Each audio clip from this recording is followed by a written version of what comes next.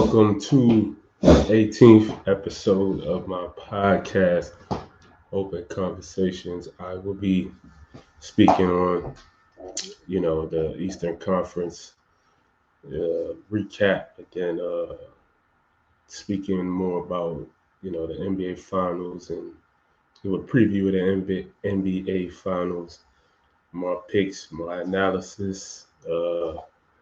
So get right into it. Celtics versus the Heat. Recap of the series. Obviously went to Game 7, and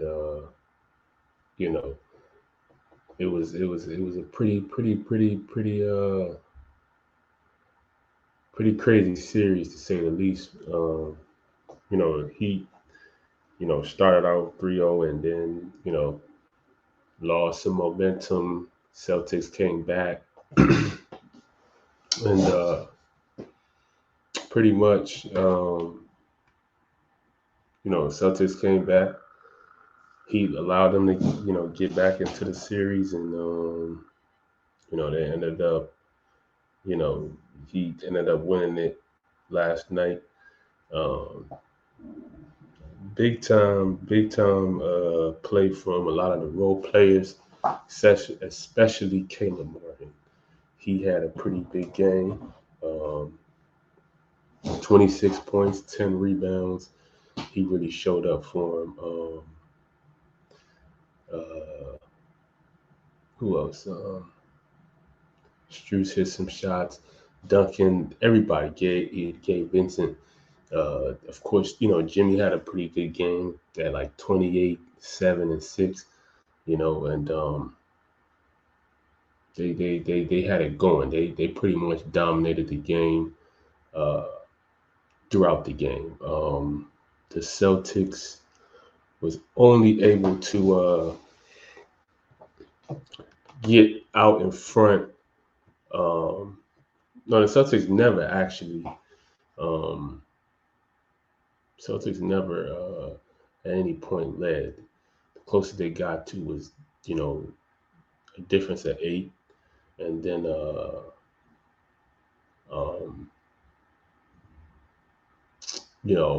and that was like the third quarter, nearing like the end of the third quarter, and so that was the closest they ever got, and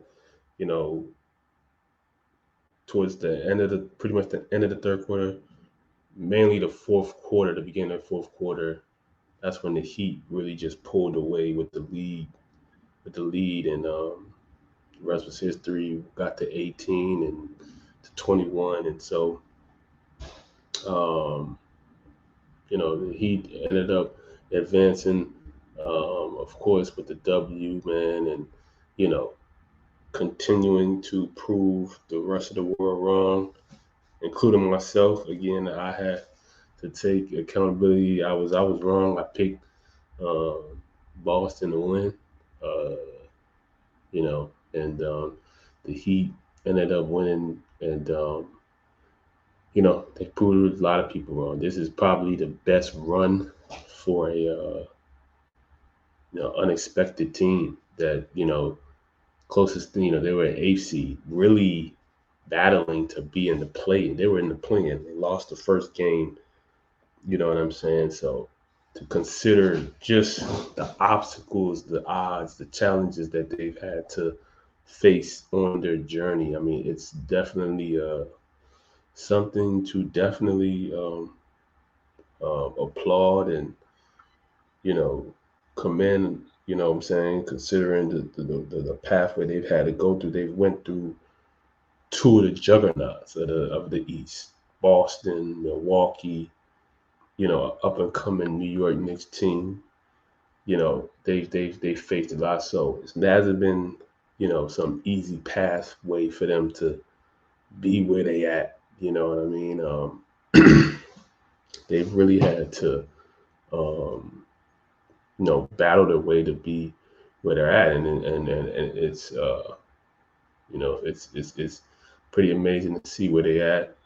seeing an organization that, um, you know, much it's like almost like the Patriots of the NBA, where you know like the Patriots with Belichick and Brady, they didn't necessarily win with the super talented roster.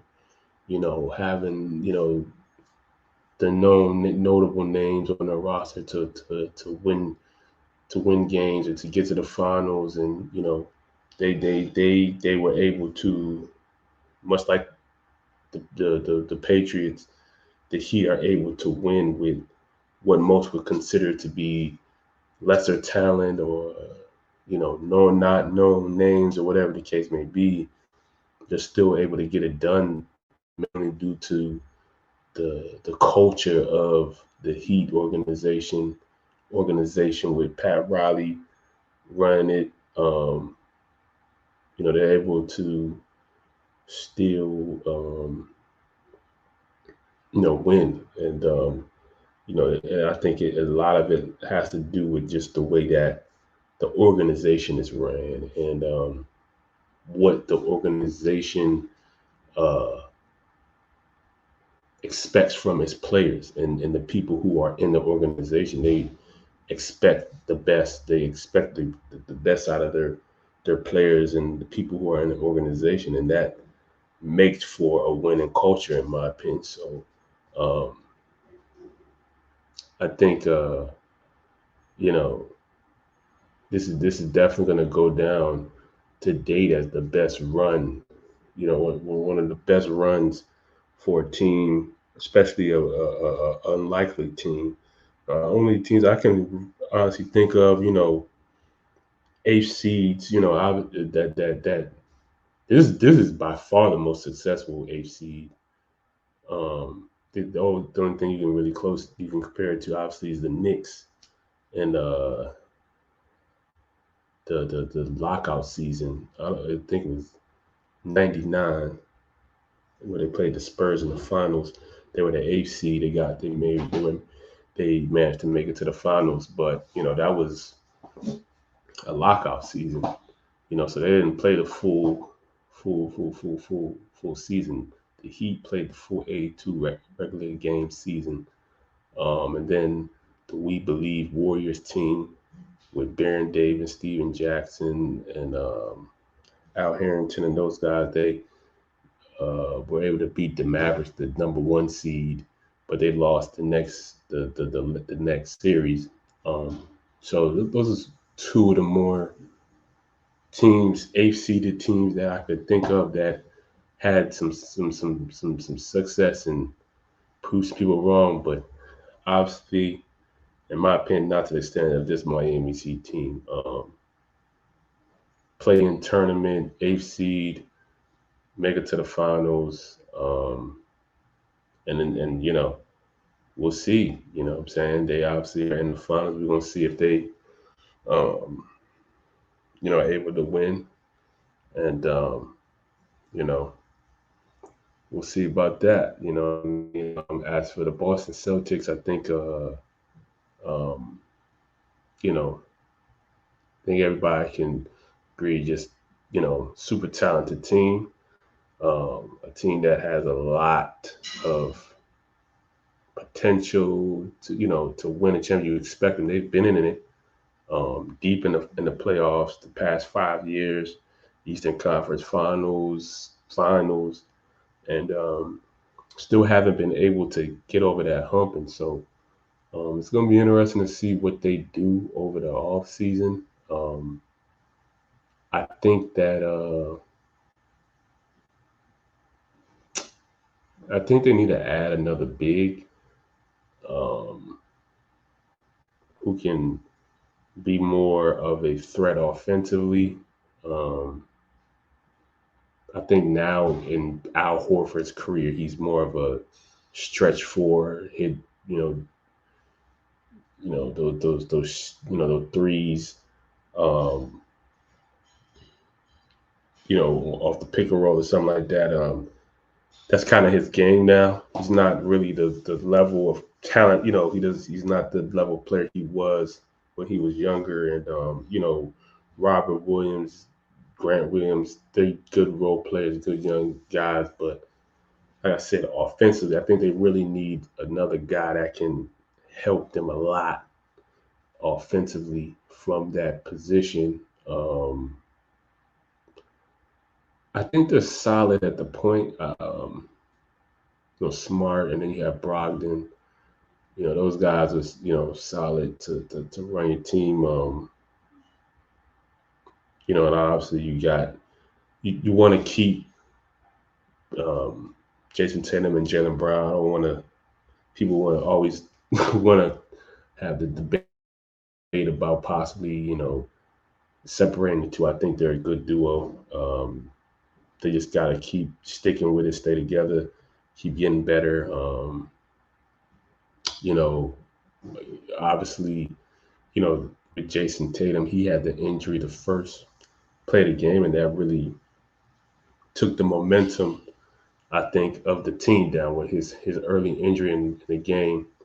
And he wasn't quite himself throughout the rest of the game, and I think that really affected his play throughout the game. And it kind of when your leader, your best player is not really at full strength, it trickles down to the rest of the guys. You know what I'm saying? And I think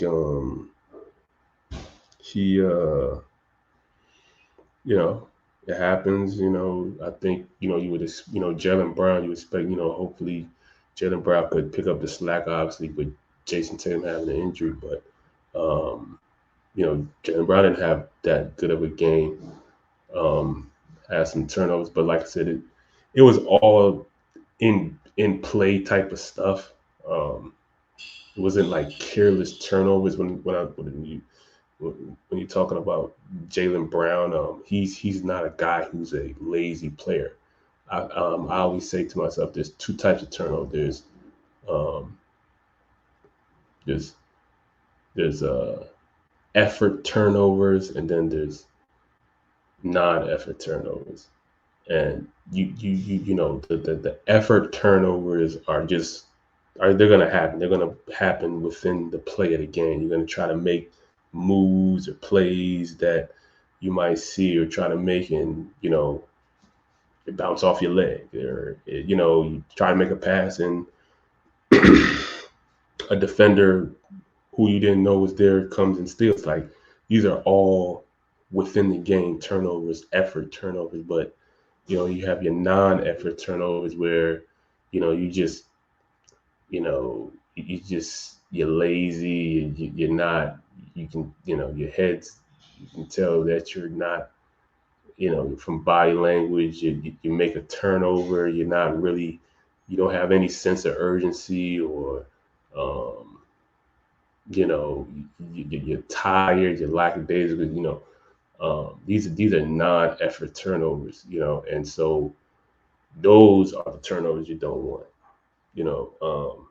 But effort turnovers, they're gonna happen, and unfortunately, Jaylen Brown had some costly turnovers, but he was trying to make plays in those turnovers. So, but obviously, it affected their game nonetheless. In a bad way. But to me, you can tell he was, doing what he can to, try to make the best play. Just didn't work out that way. But they got this Boston Celtics team. This team has been there past 5 years.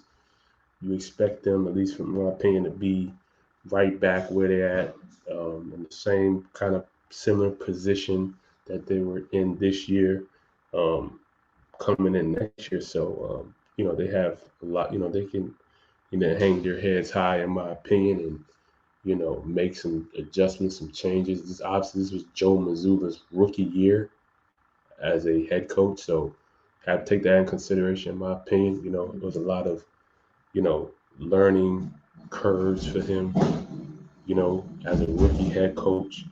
and taking over a team that was just in the final. So you got to take, in my opinion, I got to put that into consideration. So, and yeah, man, that they should be fine. So that's up. So Nuggets versus Heat NBA Finals. We are finally at the last run of it all. You know what I'm saying? Two last teams. Two you know two final teams that have gone through the gauntlet and are here. Um, much respect to both teams, and um, you know, seeing the Nuggets. They've been throughout this playoffs. They've really just been smooth sailing. They haven't uh, not showed up for any game. They've been about the business. They've came in and went to work. Joker has been obviously the man in terms of who has led the way for them throughout the playoffs, averaging a triple double, over 20 points a game. Just been a lethal, super efficient in terms of his scoring. He's been able to hit all kinds of shots and stuff like that. And so obviously, we're, at least myself, I'm looking for him to continue that in this series. I'm expecting Joker to to continue dominating. Jamal Murray, who has been playing fantastic throughout the playoffs. Um, I'm expecting him to be that second guy, show that he's a 1A, kind of player on a championship team. And so that's been the question, about the Denver Nuggets is, you say Joker is a superstar, it's Jamal Murray. Where are we? What caliber player is Jamal Murray? Obviously, he's an all-star caliber player, but is he a second guy on a championship team? And he has the opportunity to prove that and show that, and I'm expecting him to ball out. He's been balling out throughout the playoffs, and so I'm expecting him to do the same in this round. And so, you got Porter Jr. They got a lot of size. Porter, at the wing position. The good advantage that they have is that they have a lot of guys that they can throw at Jimmy Butler to defend. You got Porter Jr., Aaron Gordon can do some time with him. Kentavious Caldwell-Pope, Jeff Green. You got multiple guys that can, be, they can throw body and defend Jimmy Butler. You have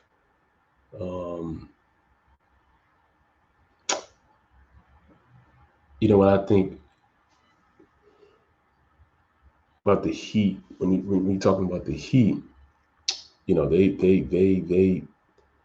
they just have, to me right now, just that momentum and the hunger and the underdog. I know what it's like. I embrace that underdog mentality because I feel like I'm an underdog, but in a lot of ways. But just for them, they carry that, and they've been able to be successful, throughout the playoffs.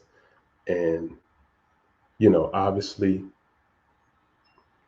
you have a Denver Nuggets team who's obviously, when we talk about Vegas odds, and most people are going to be favoring the Denver Nuggets. And this is not a foreign position for this Miami Heat team. This is what they've been using as their fuel to be where they're at. And so in the NBA Finals. And so that's not anything to slack. I don't think um,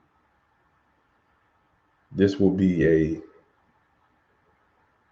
a slacking series. I think this is a series that's going to be very competitive. Guys going at it. Um, Jimmy Butler is going to really have the opportunity to really stamp himself, as one of the, you know, you know, we always knew that he was an all-star, but just a superstar level player in this league.